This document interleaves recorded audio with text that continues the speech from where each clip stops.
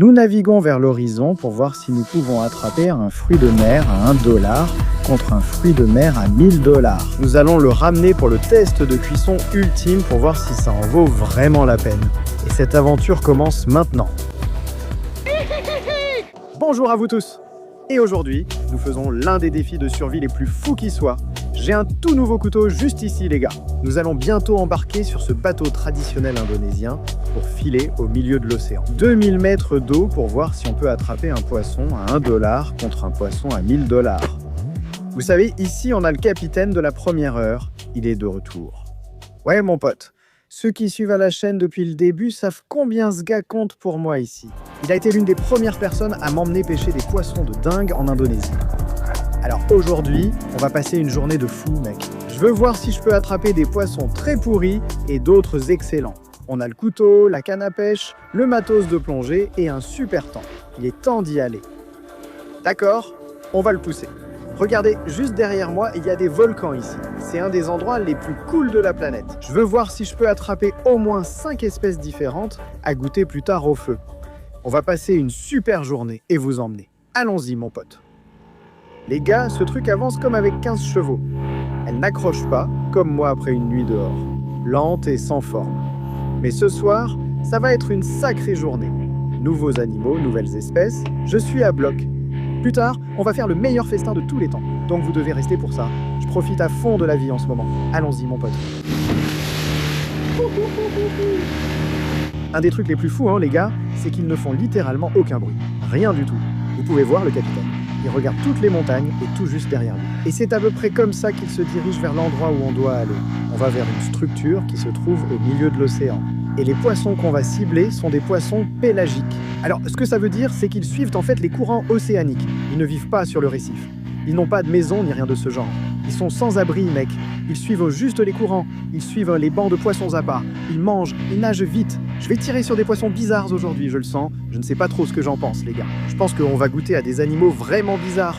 Peut-être pas très savoureux, mais on verra ça un peu plus tard. Regardez ça maintenant, les gars. On est arrivé au milieu de l'océan. Voici la structure. Elle est littéralement faite de bambou. Une ligne a été descendue ici à plus de 2 km de profondeur. Incroyable. Vous voyez ces montagnes là-haut? C'est à peu près pareil sous l'eau ici. Je suis à l'arrache, j'ai oublié le haut de ma combinaison. On veut déjà cocher quelques espèces. On a sorti le gros canon. Qui sait sur quoi on va tomber?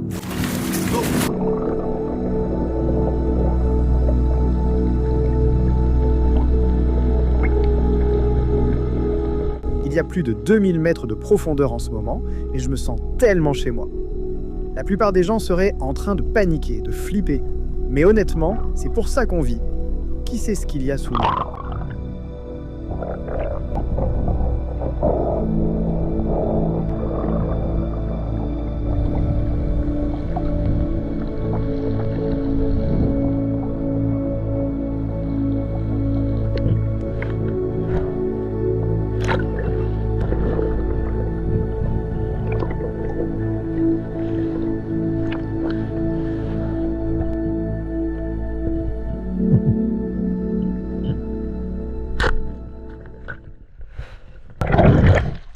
C'est une bonne façon de commencer.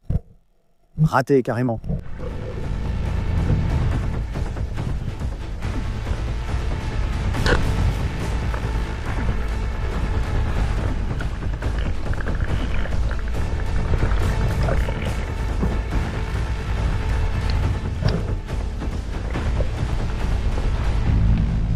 Oh, calme-toi, calme-toi. Calme-toi, mon pote. Ça, c'est ce qu'on appelle un coureur arc-en-ciel, les gars. Ils ont ces belles couleurs juste là. Et c'est probablement l'un des poissons les plus courants ici. Ce n'est probablement pas le pire poisson qu'on va attraper aujourd'hui. Et j'espère que ce ne sera pas le meilleur non plus. Mais il y a quelques autres espèces là-dessous que j'ai vues, qui sont des poissons vraiment uniques, et je pense qu'on va devoir aller les chercher. Regarde-le. Il bouge encore, mec. Calme-toi, mon pote. Tu es mort. Tu dois l'entendre à ma voix. Je suis encore un peu décalé. Hier, on plongeait sur la grande barrière de corail, puis on a pris un vol. Nous sommes en Indonésie pour plonger. C'est pour ça qu'on fait tout ça. On continue, on ne mange que ce qu'on pêche. Restez avec nous pour voir mes prochaines prises dans ce défi. On passe au deuxième poisson, le premier est validé. Voyons ce qu'on peut trouver. Le capitaine nous a déplacés, on s'équipe et on va dans l'eau. Deuxième poisson en vue, allons-y.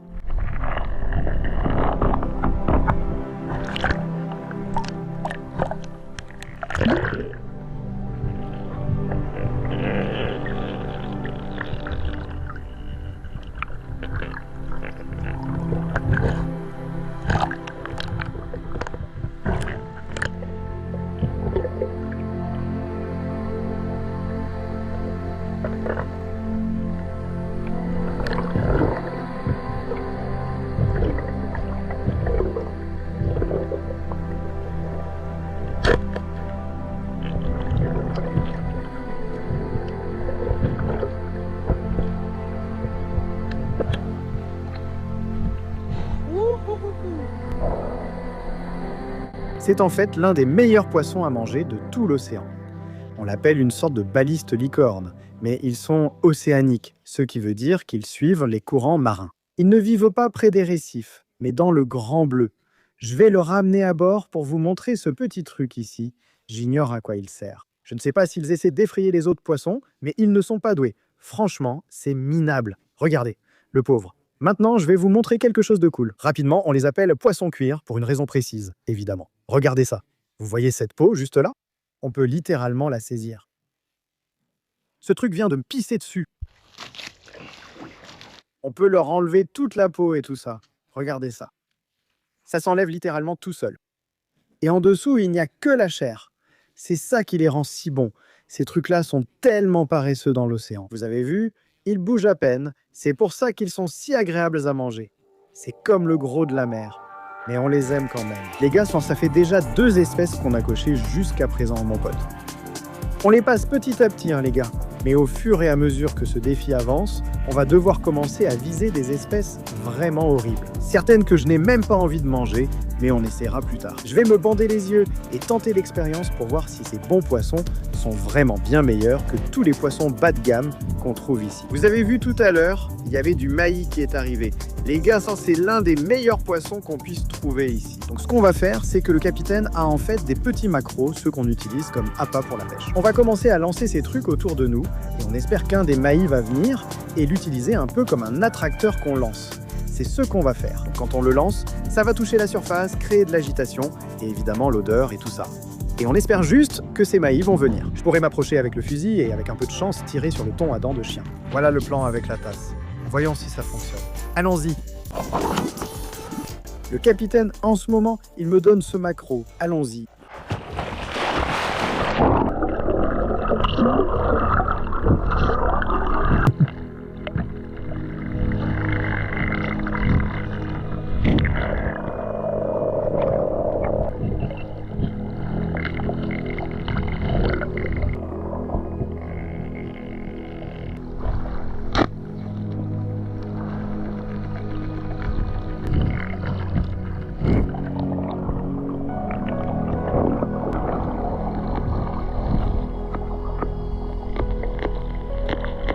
Regardez les couleurs de ce truc. Regardez-le.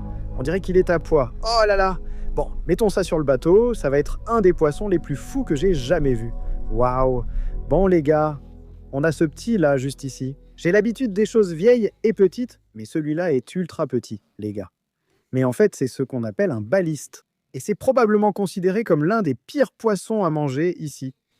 Aucun des gars ne les vise vraiment, les gars. Et ils mangent juste des méduses. Tout le reste, ils flottent à peu près dans l'océan. C'est ce que ces gars-là mangent. Ce sont des charognards de l'océan et ne sont pas vraiment appréciés comme nourriture. Mais on va lui faire goûter un peu plus tard à l'aveugle et voir si ça a aussi bon goût que certains des autres poissons qu'on va pêcher aujourd'hui. Je n'ai aucune idée du goût que ça va avoir. Mais je suis là pour ça. Je suis excité. C'est ça le but. Essayer de nouvelles choses, profiter de la vie. On va explorer un nouvel endroit pour tenter d'attraper plus de poissons. Il nous faut de belles prises. Et on veut voir si on peut attraper des espèces vraiment uniques. On en a une ici. Je ne pense pas en avoir déjà mangé une comme ça dans ma vie. On va la mettre dans la glacière. Ça ne va pas être difficile de la faire rentrer là-dedans. Je peux te le garantir.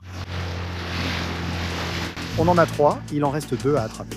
Les gars, dès maintenant, je ne sais pas ce qu'on va chasser ni si ce sera bien ou pas. Mais j'espère qu'on en trouvera des bien bons. Grand beau, regarde la météo, elle est parfaite. Les bonnes ondes sont là. Bon, on vient de remonter toute la côte, les gars. On en a un tout nouveau juste devant nous. La mer est d'huile en ce moment. Regardez-moi ça.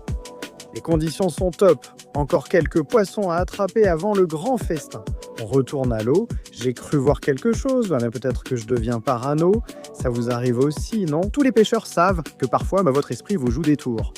Vous commencez à regarder votre canne, vous pensez que vous avez des touches, ou vous commencez à voir des poissons dans l'eau, des trucs comme ça. C'est exactement ce qui m'arrive en ce moment parce que je suis excité comme un gamin, je suis à fond. Allez, on y va. C'est quoi le dead bug? Comme un insecte mort. Je ne pense pas que quelqu'un ait déjà trouvé un carrefour au milieu de l'océan.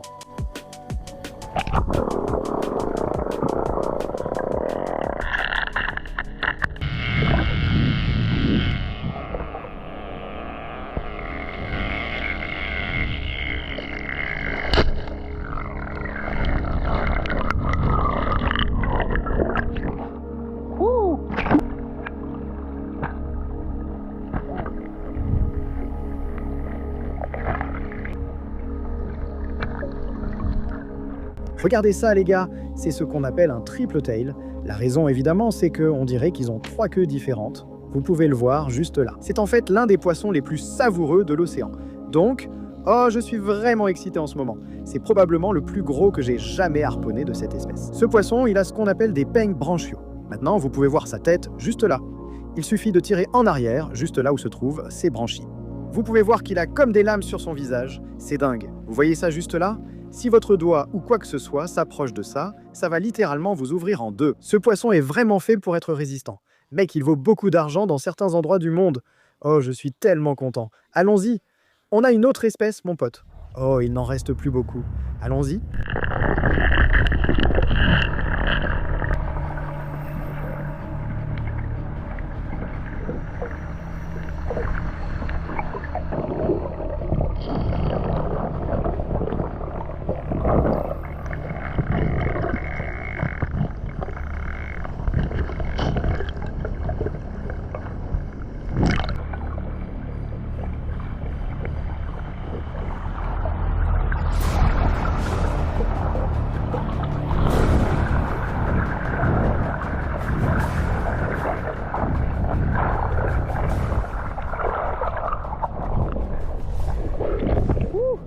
On veut juste libérer ce bailli, les gars.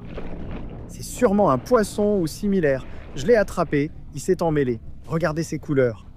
Ça a l'air plutôt frais. Je ne sais pas, il a peut-être un jour... D'accord, je crois que le capitaine voulait le manger. Bonjour ? Bonjour. Les gars, je ne sais pas si on compte ça comme le dernier poisson parce qu'on a littéralement attrapé un mailli à main nue. Il était enroulé. Quelqu'un d'autre l'avait probablement attrapé plus tôt ce matin.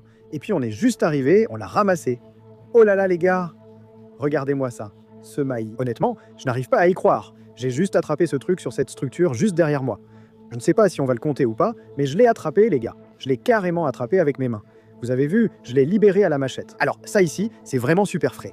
La façon dont on peut savoir si un poisson est frais, c'est en regardant ses branchies. Et si elles sont d'une belle couleur rose, c'est là qu'on sait qu'il est frais. Ça commence à devenir foncé quand il vieillit. Et aussi, il faut regarder l'œil, s'assurer qu'il est encore clair.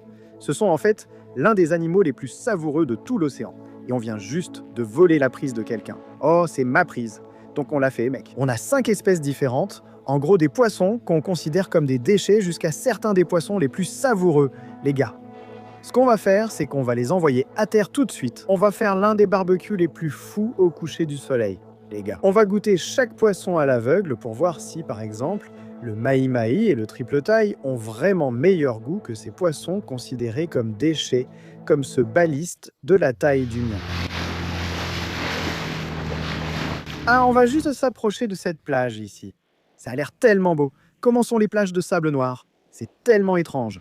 La raison pour laquelle c'est noir, les gars, blabla, c'est du sable volcanique. Ça vient des grands volcans là-haut. Sautez dedans. Oh! D'accord, c'est génial ici. On va se faire un super festin sur cette plage. On a toutes sortes d'espèces à cuisiner, bébé. On a le capitaine juste ici. Frère, regarde-le, il travaille déjà. Qu'est-ce qu'on va faire? On fait le feu ici. On fait le feu ici? Ouais, d'accord. Tu vois, en ce moment, on a tout un tas de rochers juste ici. On va juste agrandir ce foyer. Le capitaine a déjà commencé à le construire. Mes pieds sont en train de cuire sur cette plage de sable noir en ce moment. Oh, je vous assure les gars, je ne fais pas des claquettes. Ça brûle vraiment ici. Allez, ajoutons quelques brindilles au feu. Regardez, on a gardé toutes ces grosses branches. On les coupera plus tard. Un petit assistant arrive. Viens. Viens ici, viens ici. On a le fils du capitaine juste ici. Hey Buckles. Ouh ho ho ho. Il va nous aider à alimenter ce feu. Il vient aussi déjeuner avec nous. Une vraie légende. Tu vois ici? Tiens, tu dois mettre celle-ci sur le feu. Tiens, allez, mets-la sur le feu. Bon travail, capitaine. Il prend toutes les affaires. Tu as compris? Tu as ton bois? Ouais, mon pote. Mets le tien sur le feu. Place-le sur le feu. Ne te frappe pas la tête avec. Ouais, bien joué. En Indonésie, ils font toujours les choses de la même manière. Le capitaine amène toujours de l'essence. Regarde. Wa, uhu. Wa, yuhu. Oh, je ne sais pas si c'est très bon pour nous de respirer et de manger ça, mais on a de l'essence sur le feu, les gars. De l'essence du moteur. De l'essence du moteur, ha ha ha. Très bien, les gars, on est au bord de l'eau avec notre grand couteau Offshore Tales personnalisé. Regardez comme il est incroyable. Dites-moi en commentaire si vous souhaitez que je vende ces couteaux avec manche en coquille d'ormeau. Trop cool! Maintenant, on va nettoyer les poissons pêchés aujourd'hui. On a attrapé certains des poissons les plus savoureux de l'océan et aussi certains des plus mauvais. Je vais juste couper en biais comme ça. Juste là. Voilà presque toute sa viande. Là, c'est sa tête et ses tripes, on n'en veut pas. Regarde la viande, elle est carrément jaune. Je pense que c'est pour ça que ces trucs ont un goût dégueulasse. Mais l'autre côté, c'est clairement le pire poisson.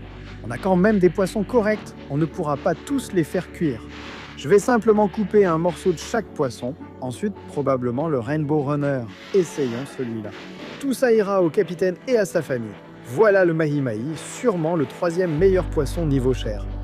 Mais celui-là risque de nous rendre malades. On ne sait pas depuis combien de temps il était sous l'eau. Mec, ce couteau est super tranchant. Regardez, on a une belle tranche ici. C'est le Leather Jacket. On le prend et on enlève sa peau directement de la tête. Regardez-moi ça. On enlève tout ça. Les gars, ces triple tails sont parmi les meilleurs poissons à manger de l'océan. On ne peut pas en acheter en magasin car ce sont des poissons pélagiques qui dérivent partout. On ne peut pas vraiment pêcher ces animaux commercialement, je pense.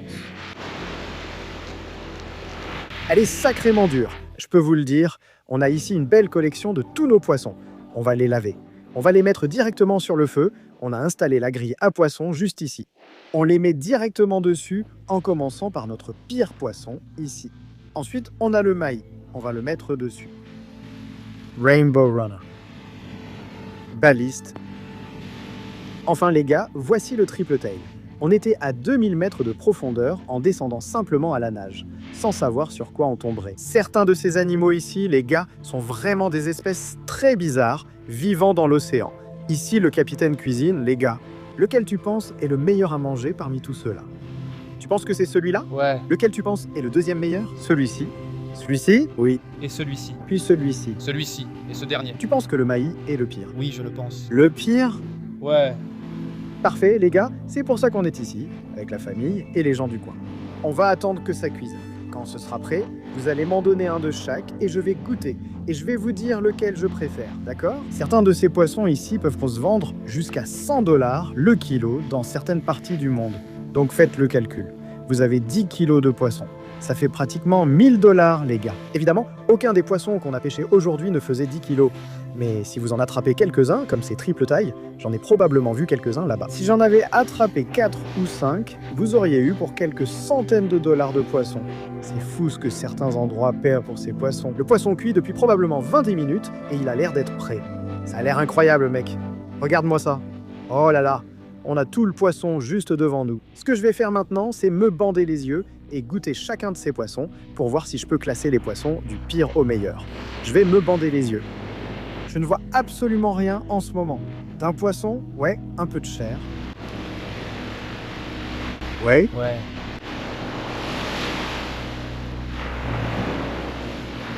D'accord?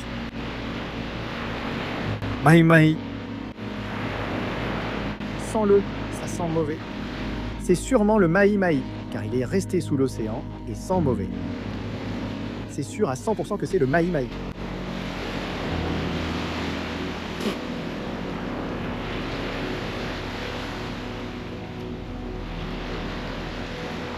Je vais choisir le Rainbow Runner. C'est le Rainbow Runner ou le poisson baliste. Celui-là sans triple tail. C'est définitivement le triple tail. Celui-là est vraiment bon. Celui-là, peu importe ce que c'est, est excellent.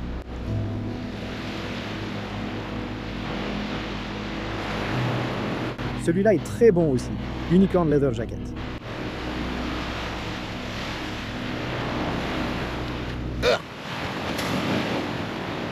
Celui-là est à 100% le pire. C'est acide, Burke. C'est à 100% le baliste. Baliste, 100%.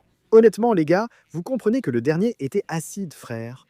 Je comprends pourquoi ça ne vaut rien. Les gars, c'était l'une des aventures les plus folles de ma vie.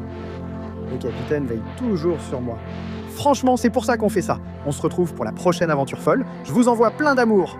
Chihou!